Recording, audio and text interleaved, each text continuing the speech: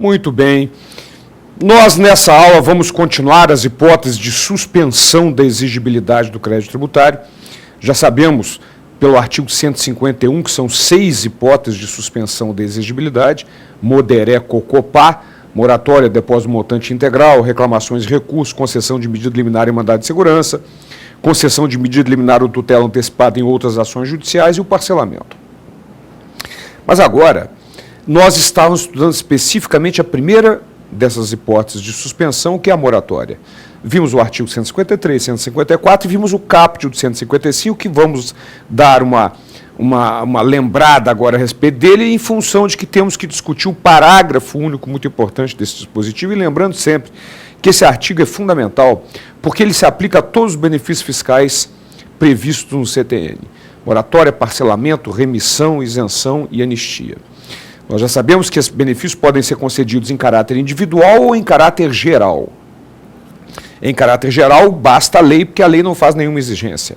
Em caráter individual, há necessidade, além da lei, de um despacho da autoridade após verificar as exigências previstas em lei. Essa é a característica desses benefícios em caráter individual. Bom, e vimos então no artigo 155, vamos dar uma relembrada, vamos lá.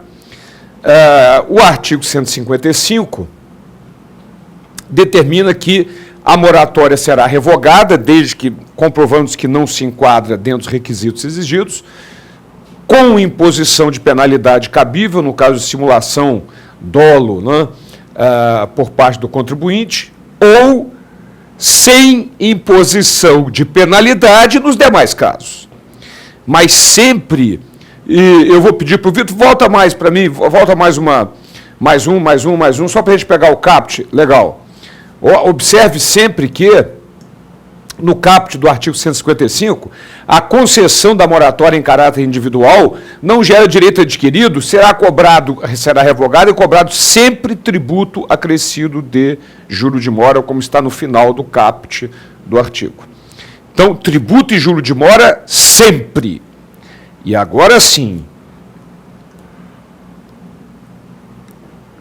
com imposição de penalidade cabível nos casos de dolo ou simulação e sem imposição de penalidade nos demais casos.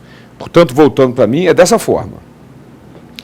O sujeito passivo verificou-se que ele não se enquadrava dentro dos requisitos exigidos, será revogada a moratória, cobrando-se sempre tributo acrescido de juro de mora e com penalidade nos casos em que houve dolo ou simulação.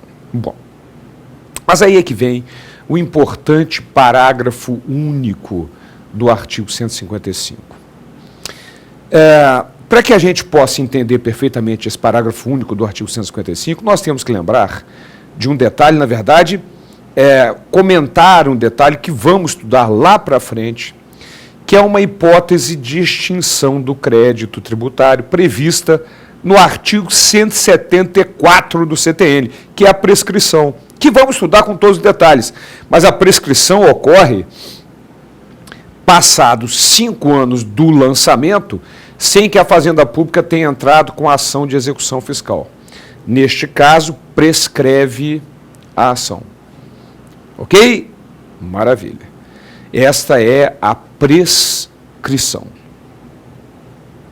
Ora, mas e se tiver sido concedida uma moratória? De que modo essa concessão da moratória influencia nesse prazo prescricional? É isso que está no parágrafo único do artigo 155 e que nós vamos conhecer a partir de agora.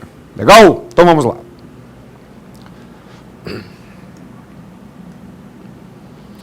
No caso do inciso 1º, ou seja, os casos em que houve dolo ou simulação, o tempo decorrido entre a concessão da moratória e a sua revogação não se computa para efeito de prescrição do direito à cobrança do crédito. Portanto, é como se aquele período não existisse, conforme a gente vai olhar numa figura, para contagem do prazo prescricional. No entanto, observe que na sequência determina o parágrafo único que no caso do inciso 2º, ou seja, no caso em que não houve dolo ou simulação, a revogação só pode ocorrer antes de prescrito o referido direito. Ora, voltando para mim, aqui nós já observamos um detalhe importante, que a revogação da moratória, nos casos em que houve dolo ou simulação, suspende o prazo prescricional. Não é isso? E no outro caso, em que não houve dolo ou simulação, ela só pode ser revogada antes de prescrito o crédito. Vamos ver isso numa imagem que nos facilita muito entender. Vamos lá.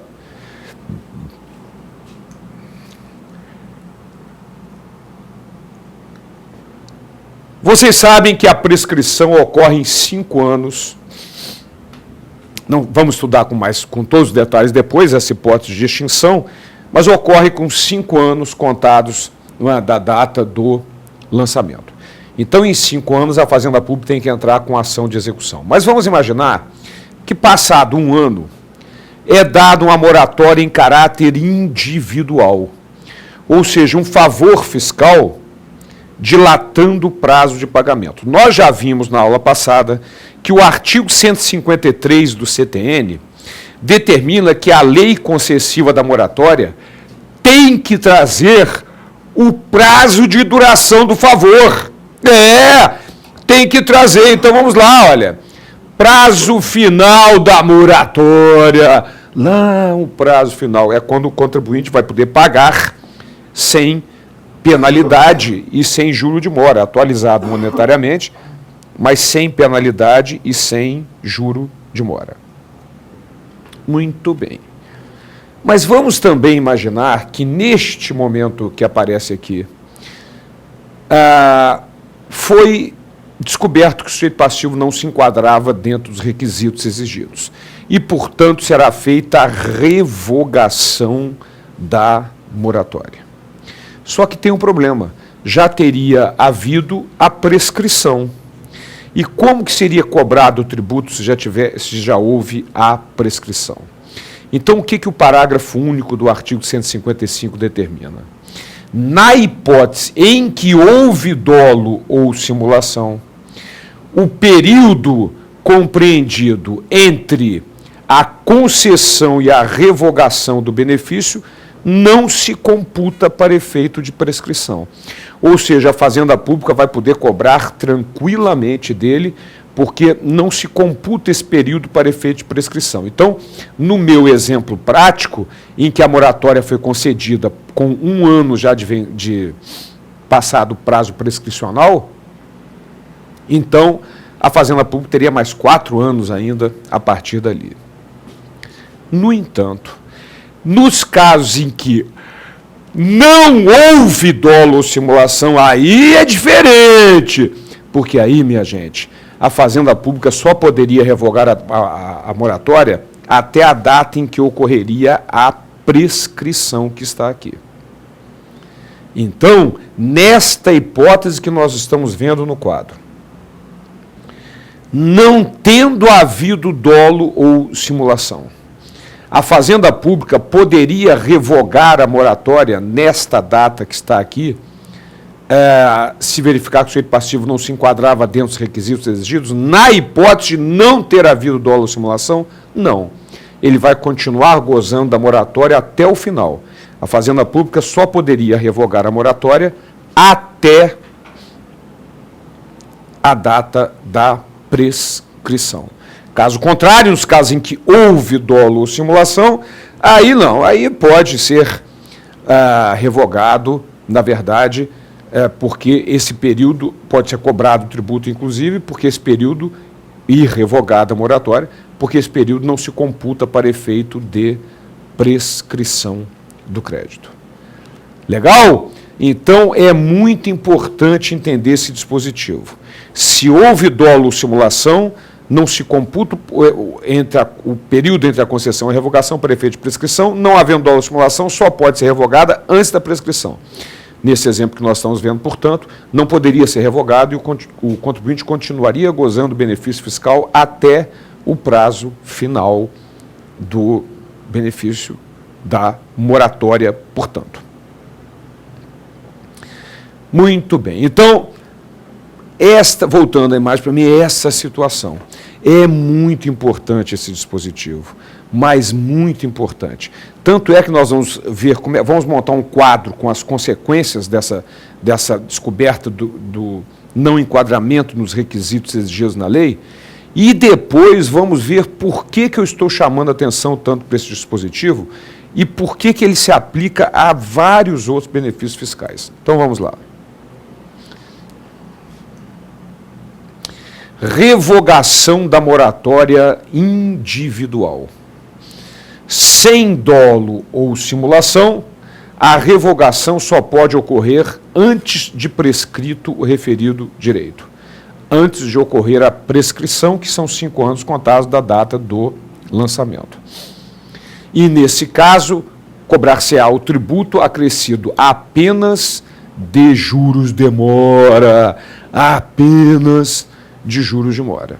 No entanto, com dolo ou simulação, o período entre a concessão e a revogação não conta para efeito de prescrição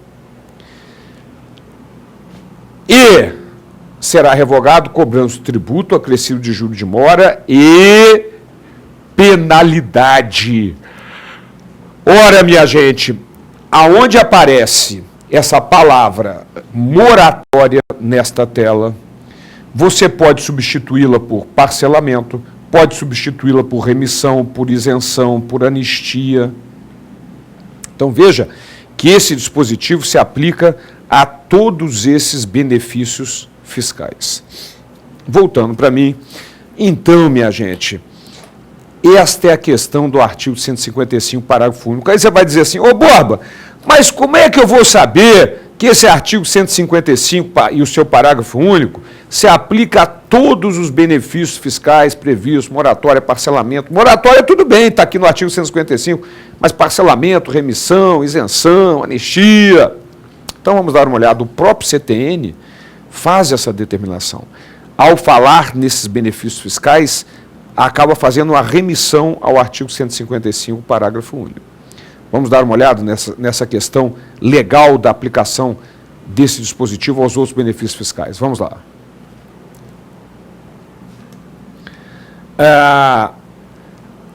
Na verdade, ainda antes da gente olhar, vamos só ver uma questão jurisprudencial. Não é? O benefício concedido sob condição resolutiva pode ser cassado, acaso verificada a ausência de preenchimento das condições exigidas à data da sua própria concessão. O desfazimento do ato administrativo que reconhece o direito ao benefício não é a revogação, pois o ato não é discricionário, não decorre de simples conveniência da administração, é anulamento ou cancelamento. É imprópria a terminologia do Código. É imprópria a terminologia do Código. Ora, voltando para mim, então, minha gente, olha esse detalhe importante. A jurisprudência do STJ entende que, quando o artigo 155 determina que a moratória será revogada, há uma impropriedade na aplicação desse termo. Porque a revogação depende de discricionariedade e aqui não, é um ato de ofício. É anulamento, de acordo com o STJ. Então é importante que você tenha essa posição do STJ, porque vocês sabem que cada vez mais a jurisprudência vem sendo cobrada nas provas de tributário. Então, se a questão tiver como resposta esse anulamento ao qual se refere o STJ, nós temos que marcar de acordo com a jurisprudência. Embora no texto esteja a palavra revogação, revoga o benefício. Muito bem. Então, agora sim, vamos ver a questão legal da aplicação desse dispositivo aos outros benefícios fiscais. Então, vejam que o artigo 155 aplica-se ao caso de moratória, como ele próprio, o artigo 155, determina, ao parcelamento, de acordo com o artigo 155A, parágrafo 2º do CTN, a remissão, que é o perdão, artigo 172, parágrafo único do CTN, a anistia, de acordo com o artigo 182, parágrafo único, e a isenção, de acordo com o artigo 179, parágrafo 2º do CTN. Então, veja que esses benefícios, esse artigo aplica-se a todos esses benefícios. Todos esses artigos fazem remissão ao artigo 155 do CTN de modo expresso, e inclusive no caso do parcelamento, que manda obedecer os dispositivos relativos à moratória. Muito bem. Então, este é o importantíssimo artigo 155 com o seu parágrafo único. E na próxima aula, nós continuamos o estudo das hipóteses de suspensão da exigibilidade do crédito. Até lá.